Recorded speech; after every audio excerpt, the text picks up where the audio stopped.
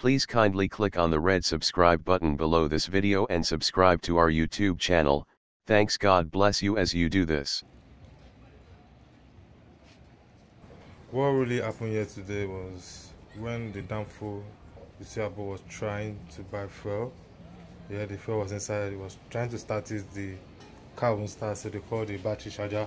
So according to the story we heard, so while he was trying, I think this thing spark and caught fire, according to them. Unfortunately, they could take out the light before it could move to other nozzles and spread around. So as you can see, only the boss and one of the nozzles was just affected.